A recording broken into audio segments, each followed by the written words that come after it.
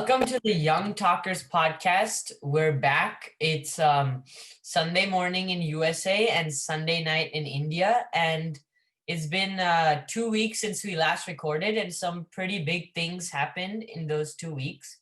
So first, I just like to mention Joe Biden got confirmed by the Electoral College for president, so now he's officially president according to U.S. law, and then a second vaccine got approved in the United States, and the first vaccine is now being dealt to the public. Yeah, so I'm just informed all of you guys. We have gotten confirmation that Joe Biden is has become president, and Kamala Harris is the first female colored vice president of USA. And apart from that, not a lot really happened in these 2 weeks. They weren't as eventful as the other weeks, but we've seen a lot of good news coming up when it comes to new vaccines getting invented or getting made across different countries. There were some that were being worked on in England, which were reported to come to India in a couple of months, in a couple of weeks' times. Then there are vaccines in Russia which are being worked on by the scientists over there, and so on. Do you have more on that? Oh, yeah. Obviously, the international race for the vaccine is on. In England, they found, because they're the first to approve it, that if you have a history of allergic reactions, you should not take the vaccine, the Pfizer vaccine at least.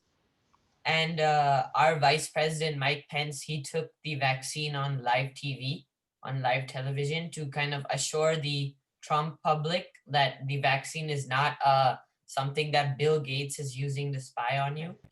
And then, and obviously, the more vaccines we have, the better that will be, because, like, as we stated, the Pfizer vaccine, if you have a history of allergic reactions, they recommend not taking it. So if we have the Moderna vaccine, the Russia vaccine, we have more options, more people will be able to actually take it, because maybe those vaccines don't cause allergic reactions. Yes, definitely. Also, the actor Sir Ian McKellen took the vaccine, and his report is that he's feeling very good, and he doesn't seem to have any major side effects at all.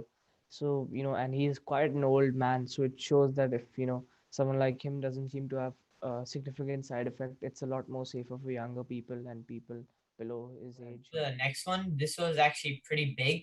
The Russia cyber attack on American systems such as the Department of Homeland Security, the the nuclear administration of our country, and other high-level government systems, and including this security company in which many world governments, not only U.S., keep a lot of their data, were all breached by Russian hackers. Gulal, your take, your reaction.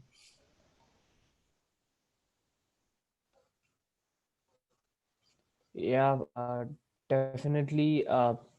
What you just said, I mean, this usually happens around the elections, right? When Russia has either interfered into US's private intel or has something to do with, just USA getting infiltrated cyber through technology and through its internet. So I think just show how vulnerable uh, America can be at times to a country like Russia. Just how in 2016, there were a lot of rumors and conspiracy theories of them getting infiltrated into the election system and completely turning the election around. So I think Russia is not shy away from controversy or conspiracies. So now, And moving on to something more. Yeah, go ahead.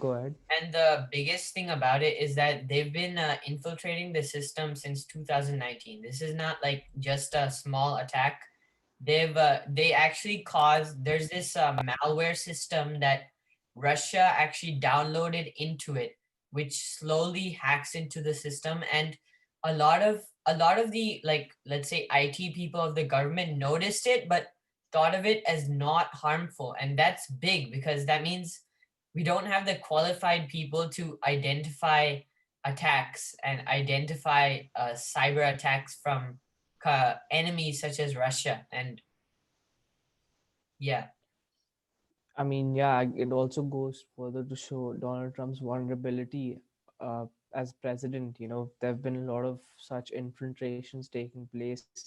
He's also, missed out on a lot of opportunities. As there was a press conference that took place when Vladimir Putin had visited USA, where he completely denied, FBI or CIA intel that showed that Russia didn't interfere in the US elections. So, it shows that Donald Trump has not been a good president in that sense, not even able to protect his country in a cyber way, in terms of protecting their identities from, some agency from outside. But now that that is changing, you hope to see a more stronger America come out of this traumatic year. And moving on from a lot of global news, a lot of big news, to sports related news, and specifically cricket. I don't know if some of our viewers may not play cricket, some of our viewers might play cricket, but it's a big day, big sad day for Indian cricket, especially because India is, as you know, touring Australia. So we played an ODI series, a 3-day T20 series, and we just started our 4 test match series, and we had won the last time, which is India had won for the first time in its cricketing history in Australia a test series, which was in 2018. But now we're playing after 2 years and we have lost our first match, and it's a crushing defeat. Some are calling it the worst performance by an Indian batting order in years, as we were all out for 36 runs.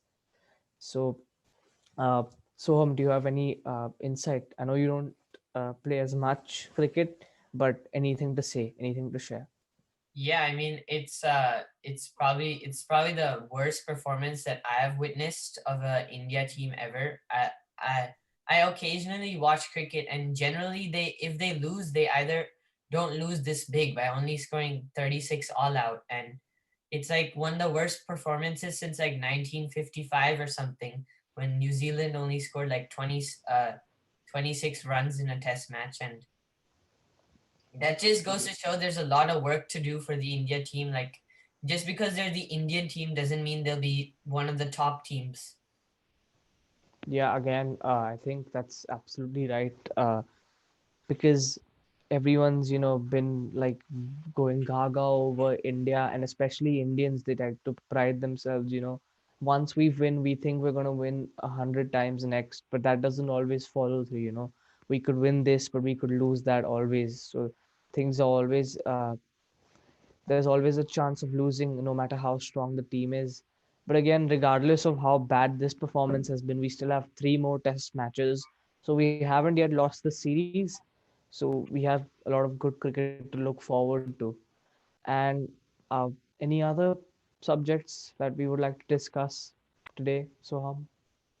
No, that's it. That's the podcast.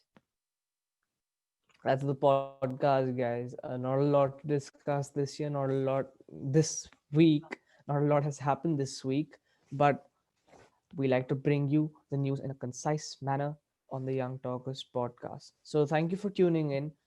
Please don't forget to subscribe, like, and share the videos, and just comment below what did you think of what happened this week.